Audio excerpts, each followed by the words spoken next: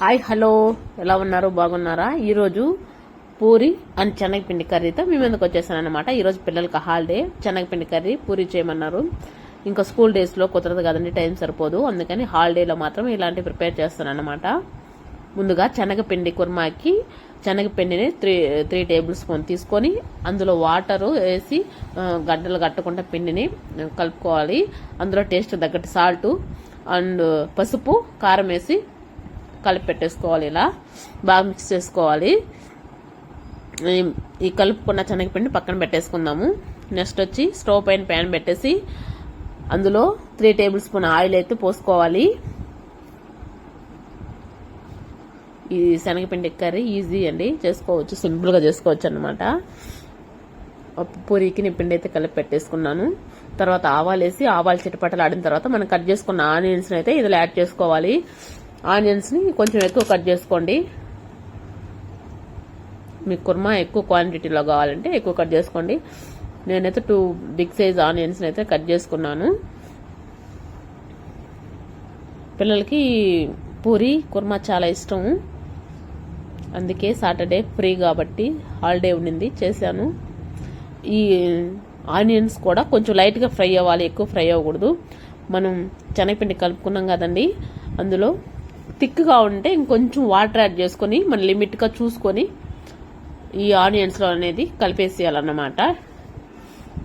కొంచెం ఫ్రై అయిన తర్వాత కలుపుకున్న శనగపిండి అందులో వేసేయాలి. మీరు పిండిని క్వాంటిటీని బట్టి, పిండి కొంచెం థిక్ అనిపించింది అనుకో ఇంకొంచెం వాటర్ యాడ్ చేసుకోండి. ఒక 5 నిమిషాలు ఉడికితే చాలు, ఎక్కువ కూడా ఉడకకూడదు అన్నమాట శనగపిండి కర్రీ. అలా బాగా మిక్స్ చేసేసుకోండి. నేను పక్కనే స్టవ్ పైన కూడా పూరీకైతే ఆయిల్ హీట్ చేసేస్తున్నాను. టైం ఎక్కువ అయిపోయింది, హాలిడే కదా, కొంచెం లేట్గా లేస్తామన్నమాట. నెక్స్ట్ నేను కొన్ని బంగాళదుంపల కర్రీకి అయితే ఉడకబెట్టేశాను. అవి 2 దెబ్బలు మాత్రమే తీసుకొని స్మాష్ చేసి ఈ శనగపిండి కుర్మాలో యాడ్ చేసుకున్నా.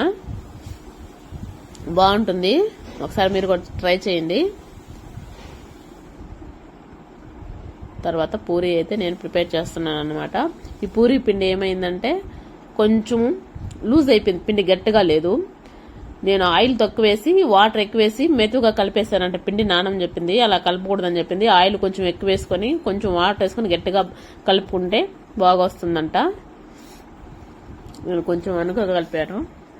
మన పూరి అయితే పూరీలోకి శనగపిండి కర్రీ రెడీ అయిపోయింది. ఇప్పుడు పూరి రెడీ అవ్వాలన్నమాట. నేను ఎంత ఎలా రుద్దినా అతుక్కుంటుందండి ఇది పిండి. ఫైనలీ ఎలాగలాగా పూరీలు అయితే చేసేసాను, బాగానే వచ్చినాయి.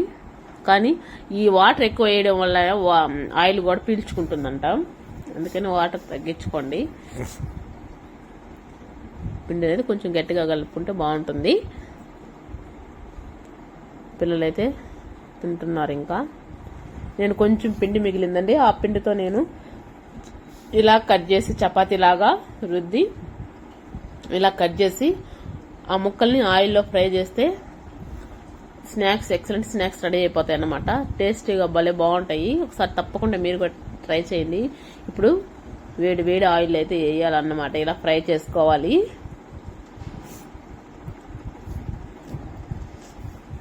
చాలా బాగుంటాయండి, ఈ కారాల కన్నా ఇవి భలే బాగుంటాయి. ఈ మామూలుగా చపాతీ పిండి లాగా రుద్దుకొనైనా చేసుకోవచ్చు. ఇలా ఎంతమంది చేసుకుంటారో కామెంట్ చేయండి. మిగిలిన పిండి ఎందుకు వేస్ట్ చేయడం అని నేను తర్వాత మళ్ళీ ఏం తింటాంలే, ఇలా స్నాక్స్ చేసేద్దాం పిల్లలకి తింటారని చెప్పి ఇలా ట్రై చేశాను. కరకరలాడుతూ చాలా బాగా వచ్చాయండి. చేసిన ఒక రోజుకి తినేసారన్నమాట ఇవి. అప్పటికప్పటికే ఖాళీ చేసేసారు మా పిల్లలు. కొంచెం ఎర్రలుగా కలర్ చేంజ్ అయ్యేలాగా కాల్చుకోండి. సింపుల్గా కూడా రెడీ అయిపోతాయి అన్నమాట. చూడండి ఎంత బాగున్నాయి కలరు.